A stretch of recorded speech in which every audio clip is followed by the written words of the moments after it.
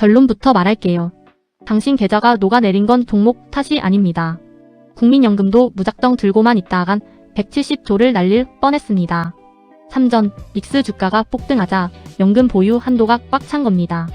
원칙대로 다 팔았다면 국내 증시는 그대로 주저앉았을 겁니다. 남들 살 때 사고 팔 때 파는 개미 투자자도 똑같이 당합니다. 열심히 모은 돈이 한순간에 증발하는 이유가 바로 여기에 있죠. 거대 자본은 벌써 살아남기 위해 자산 배분 틀을 바꿨습니다. 이 영상을 끝까지 보시면 흔들리지 않는 계좌를 얻게 됩니다. 국민연금의 비밀을 통해 내 돈 지키는 치트키를 공개합니다. 출근길 지하철에서 스마트폰으로 기사를 읽는 김대리의 눈이 커집니다. 국민연금이 국내 주식 비중을 최대 30%까지 확대한다는 뉴스죠. 기존 목표였던 14.9%에서 기준을 완전히 깨부순 겁니다. 기금 규모 1,800조 원 중 국내 주식 한도가 대폭 늘어난 셈입니다. 보유 가능 액수가 무려 540조 원까지 불어날 수 있게 되었죠. 이 조치 하나로 국민연금은 엄청난 매도 압박에서 벗어났습니다. 만약 기준을 안 바꿨다면 170조 원어치를 기계적으로 팔아야 했습니다.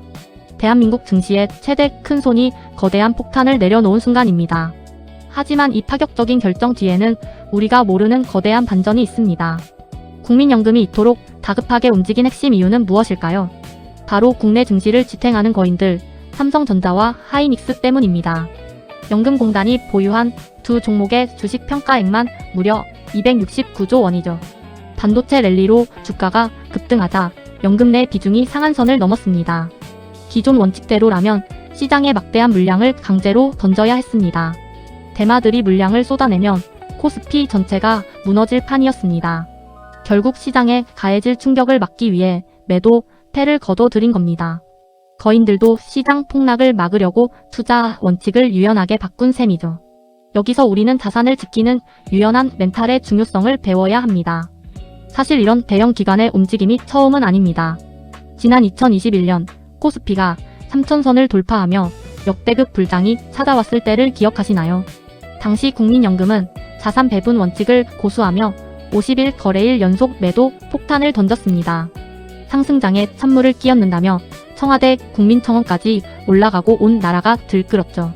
이때 개미들은 연금의 기계적 매도를 보며 분통을 터뜨렸습니다. 하지만 원칙을 지켜야만 했던 연금 입장에서도 어쩔 수 없는 규칙에 따른 자산 배분이었죠. 시장의 비난 속에서도 그들은 정해진 매뉴얼대로 움직였던 겁니다. 과거에 아픈 기억이 있었기에 이번에는 주가가 더 폭등하기 전에 미리 방어막을 친 셈입니다.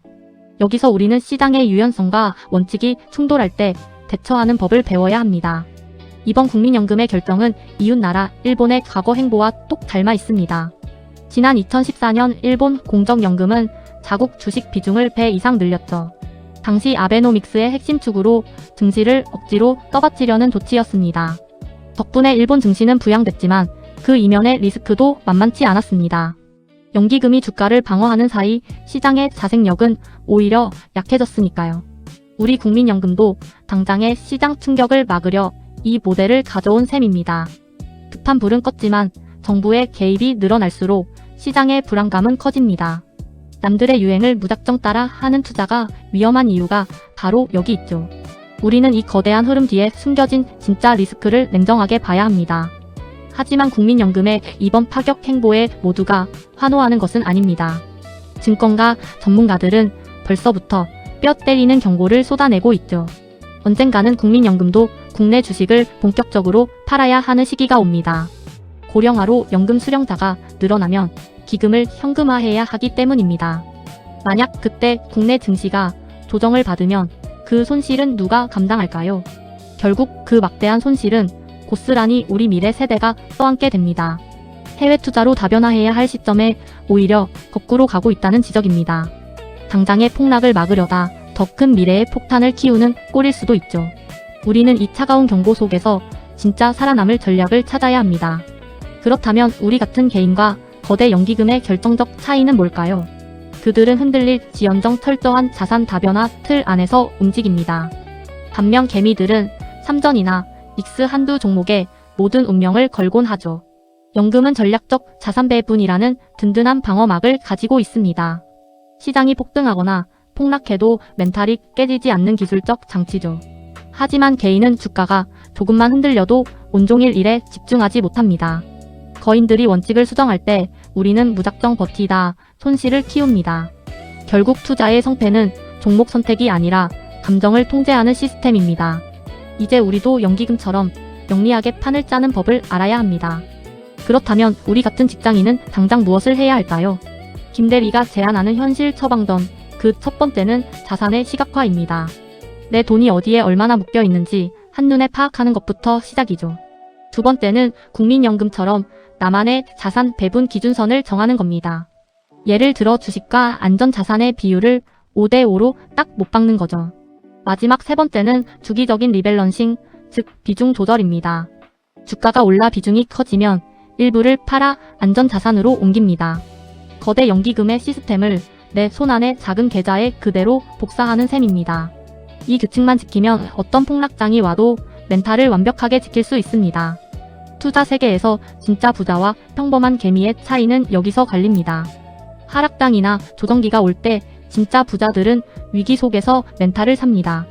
그들은 가격이 아니라 가치를 보고 흔들림 없이 원칙을 고수하죠. 국민연금이 비중을 조절하며 거대한 폭탄을 피해간 것처럼 말입니다.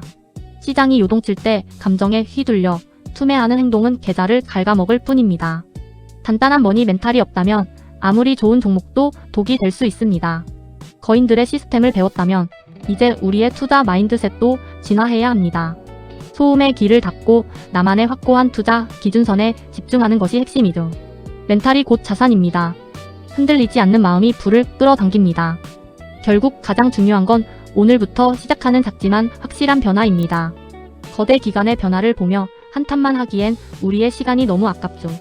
이제 타인의 소음에서 벗어나 나만의 연금을 직접 만들어야 합니다. 아주 작은 금액이라도 나만의 기준선에 맞춰 나누어 담아보세요. 주식과 안전자산의 균형이 당신의 멘탈을 지켜줄 든든한 방어막이 됩니다. 흔들리지 않는 시스템을 갖춘 사람은 어떤 폭락장도 두렵지 않습니다. 김대리가 여러분의 단단한 투자 여정을 언제나 곁에서 응원하겠습니다. 지금 당장 계좌를 열고 나만의 자산 배분 리모델링을 시작해보세요. 단단한 머니 멘탈이 있다면 당신의 계좌는 반드시 우상향합니다.